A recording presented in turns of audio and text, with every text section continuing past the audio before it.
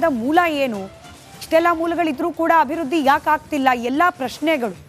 ಮೊದಲಿಗೆ ನಾವು ಬೆಂಗಳೂರು, ಅದರಲ್ಲೂ ಬಿಬಿಎಂಪಿಯ ಆದಾಯದ ಮೂಲವೇನು ಅನ್ನೋದನ್ನು ಗಮನಿಸೋಣ. ತೆರಿಗೆ ಮತ್ತು ಇತರೆ ಆದಾಯ ಬಿಬಿಎಂಪಿಗೆ ಲಭ್ಯವಾಗ್ತಾ ಇರೋದು ಬರೋಬ್ಬರಿ 4,47,000 ಕೋಟಿ ರೂಪಾಯಿ. ಅಂದರೆ ಒಟ್ಟು ಆದಾಯದ 36% ಇದು. ತೆರಿಗೆಯೇತರ ಆದಾಯ ಅಂತ ಹೇಳಿ 3,09,791 ಕೋಟಿ ರೂಪಾಯಿ ಸಂಗ್ರಹ ಆಗ್ತಾ ಇದೆ. ಇನ್ನು ರಾಜ್ಯ ಸರ್ಕಾರ ಪ್ರತಿ ಬಾರಿ ಬಜೆಟ್ ಆದಾಗಲೂ ಕೂಡ ವಿಶೇಷವಾಗಿ ಬೆಂಗಳೂರಿನ ಅಭಿವೃದ್ಧಿಗೆ ಅಂತ ಹೇಳೇನೆ ಅನುದಾನವನ್ನು ಎತ್ತಿಡೋ ಪ್ರಕ್ರಿಯೆ ಚಾಲ್ತಿಯಲ್ಲಿದೆ. ರಾಜ್ಯ ಸರ್ಕಾರ ಕೊಡ್ತಿರುವ ಅನುದಾನ ಬರೋಬ್ಬರಿ 3,58,958 ಕೋಟಿ ರೂಪಾಯಿ. ಇನ್ನು ಕೇಂದ್ರ ಸರ್ಕಾರದಿಂದಲೂ ಕೂಡ ಅನುದಾನ ಬರ್ತಾ ಇದೆ, 48,801 ಕೋಟಿ ರೂಪಾಯಿ.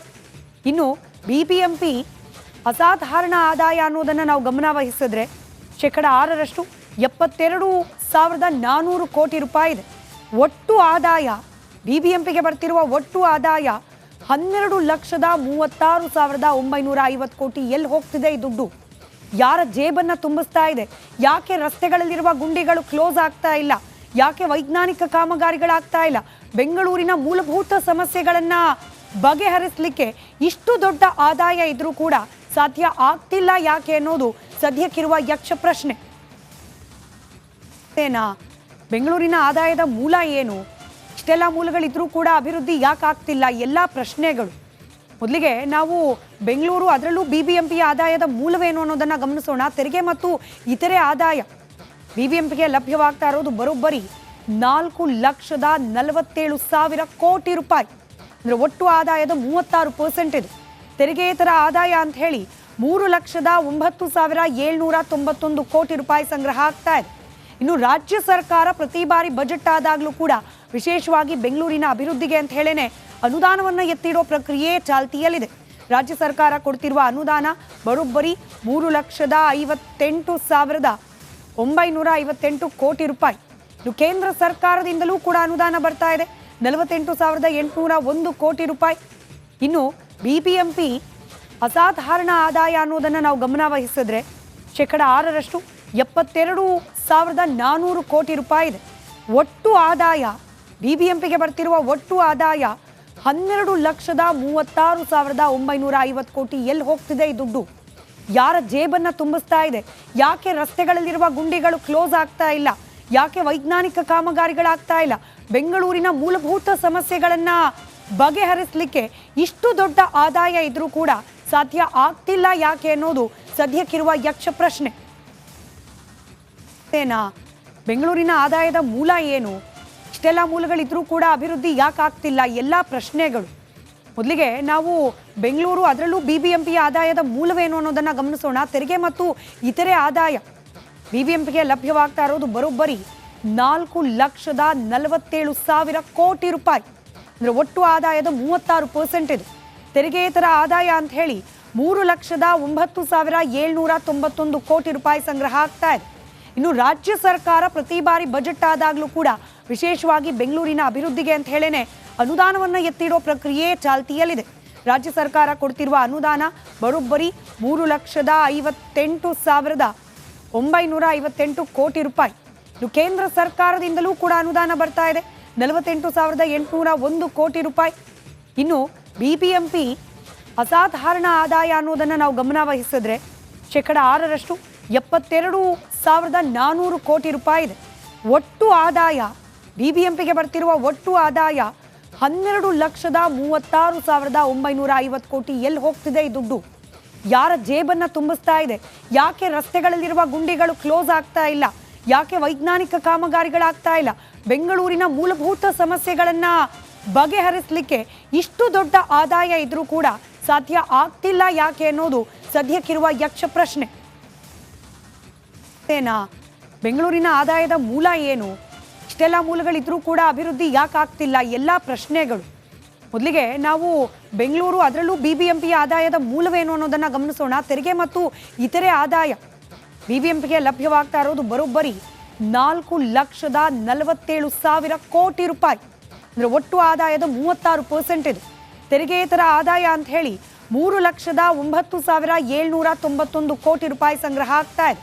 ಇನ್ನು ರಾಜ್ಯ ಸರ್ಕಾರ ಪ್ರತಿ ಬಾರಿ ಬಜೆಟ್ ಆದಾಗಲೂ ಕೂಡ ವಿಶೇಷವಾಗಿ ಬೆಂಗಳೂರಿನ ಅಭಿವೃದ್ಧಿಗೆ ಅಂತ ಹೇಳೇನೆ ಅನುದಾನವನ್ನು ಎತ್ತಿಡೋ ಪ್ರಕ್ರಿಯೆ ಚಾಲ್ತಿಯಲ್ಲಿದೆ. ರಾಜ್ಯ ಸರ್ಕಾರ ಕೊಡ್ತಿರುವ ಅನುದಾನ ಬರೋಬ್ಬರಿ 3,58,958 ಕೋಟಿ ರೂಪಾಯಿ. ಇದು ಕೇಂದ್ರ ಸರ್ಕಾರದಿಂದಲೂ ಕೂಡ ಅನುದಾನ ಬರ್ತಾ ಇದೆ, 48,801 ಕೋಟಿ ರೂಪಾಯಿ. ಇನ್ನು ಬಿಬಿಎಂಪಿ ಅಸಾಧಾರಣ ಆದಾಯ ಅನ್ನೋದನ್ನು ನಾವು ಗಮನ ವಹಿಸಿದ್ರೆ 6% 72,400 ಕೋಟಿ ರೂಪಾಯಿ ಇದೆ. ಒಟ್ಟು ಆದಾಯ ಬಿಬಿಎಂಪಿಗೆ ಬರ್ತಿರುವ ಒಟ್ಟು ಆದಾಯ 12,36,950 ಕೋಟಿ. ಎಲ್ಲಿ ಹೋಗ್ತಿದೆ ಈ ದುಡ್ಡು? ಯಾರ ಜೇಬನ್ನು ತುಂಬಿಸ್ತಾ ಇದೆ? ಯಾಕೆ ರಸ್ತೆಗಳಲ್ಲಿರುವ ಗುಂಡಿಗಳು ಕ್ಲೋಸ್ ಆಗ್ತಾ ಇಲ್ಲ?